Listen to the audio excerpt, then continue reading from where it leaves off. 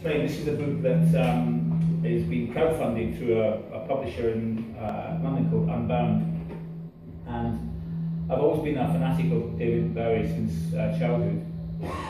And I've also, as I said earlier, been a bit of a science fiction lover, as was David Bowie.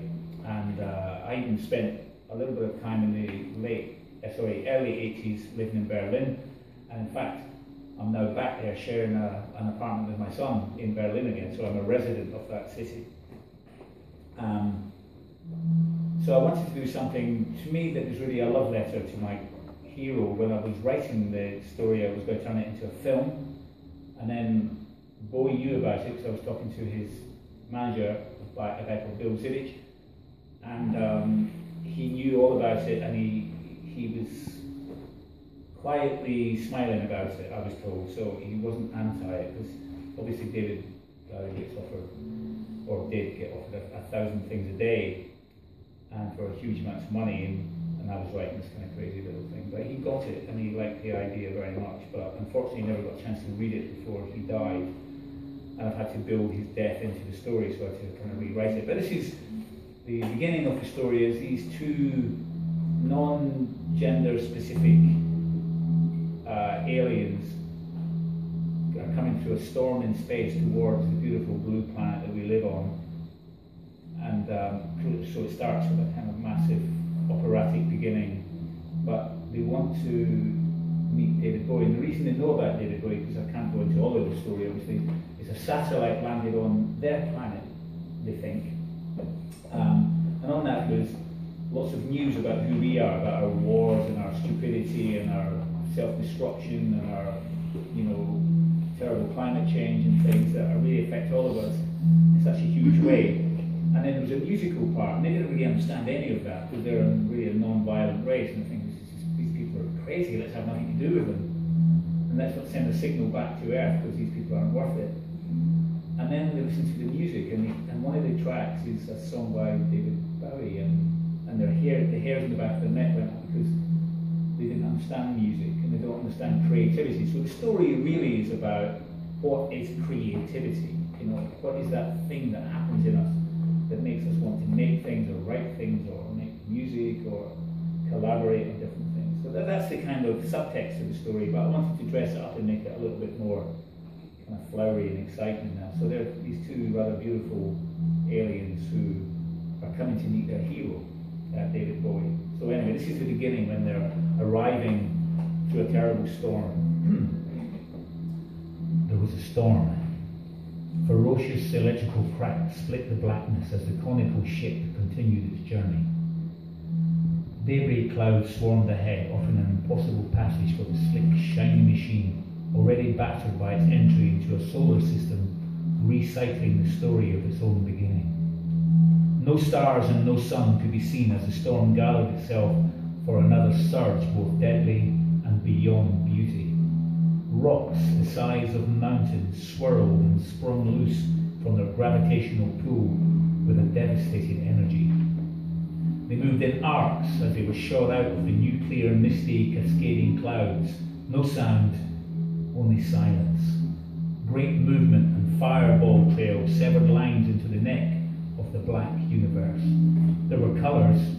They held their violence with a simplistic snap of gold and red, vibrant in its terror. The ship moved into the swirl, not the heart of rock clouds, but into the grey.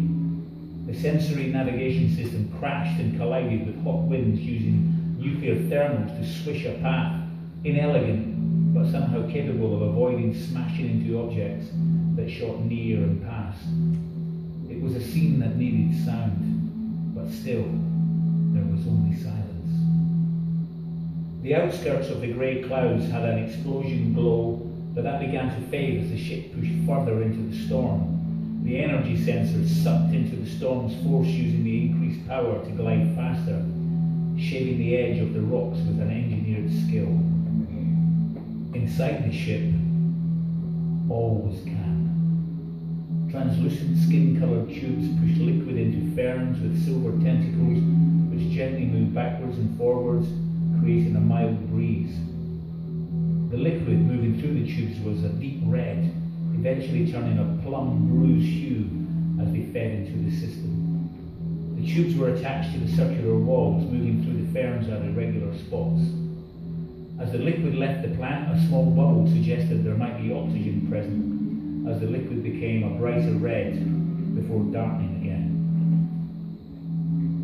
Smaller plants grew out of the ship's interior, wet and silver-tinted casing. They seemed to inhale the breeze created by the ferns.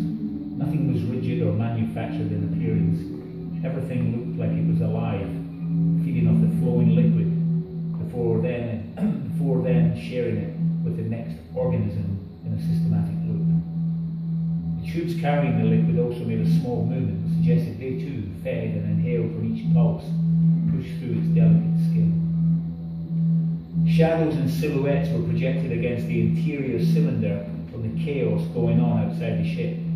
At times the grey cloud would submerge the conical walls into a deep darkness, but then the burning tail of a meteor would illuminate the ferns and tubes, causing them for a moment to breathe deeper and exhale the liquid and cause a slight discolorization, which was just as quickly corrected. It looked and felt like an adjustment to the enervating lights on near collisions. Everything seemed to work together, everything was linked. In the middle of one of the walls was a rectangular shape cut into the side. Inside was where the chain of organic matter was anchored. Inside lay two creatures in a small pool of the same liquid that was flowing through the tubes. There was nothing to separate them. They were identical. Dressed in tight-fitted single suits, it was impossible to see anything different in their faces. Their bodies were the same size. Their hands seemed to be exactly the same, and there was no obvious indication of gender. They could have been twins, male or female, or even male and female. Their faces were angular, thin and pointed, but somehow, through the various angles, they remained in a glow of gentleness. Their eyes were closed, but when the ferns blew a breeze in their direction, their eyelids would flutter at great speed like a hummingbird, holding an aerial position. The effect of the fluttering eyelids caused the liquid in their bath to push small waves against the side of the container bath, then back over their bodies, creating a simple but beautiful cooling system. They seemed unaware of the dangers the ship was sailing through. The interior world remained calm and controlled. They both smiled at the same time and opened their eyes. It was here that the first difference could be seen between the two of them. One had deep blue eyes, the other had bold green eyes. They both looked ahead, watching the flickering images play out a deadly narrative across the conical walls. Blue held Green's hand. They simultaneously shifted their gaze to the window of the ship that looked out at the universe in uproar. The view out of the window was violent. This was their welcome. Fire raged red and blood orange and a shivering blue, all combining to create a lifeless skin that was their entry point to a destination that had been set and was unlockable. The fires reflected in their eyes and were digested without terror. They had reached entry point. They had awoken, and everything had survived to this point. This new experience, violence, was confusing, but their internal data constructed a narrative that showed that this was the new world they were entering. The data told them that this new world had been born from explosions and fires, and it was deep in the DNA of the peoples they were about to meet. These new people had fire and explosions inside them. It was their natural state, and this was the source of their creativity. It was the reason for their journey. This was the world that had created David Bowie. The ship heard this thought and flickered a response that spun and echoed around the ship as they held hands, watching the fires and explosions bounce off the ship's skin. You kiss me. With your kiss, my life begins, sang Bowie. Green and blue sat up from their liquid bed and pushed their faces against the window. There it was. The fires were gone. The explosion over. There it was. The blue planet. They looked at one another, smiled and kissed. And David Bowie continued to sing Wild as the Wind, not knowing two star-crossed lovers had travelled distances beyond his wildest imagination to see him perform his songs.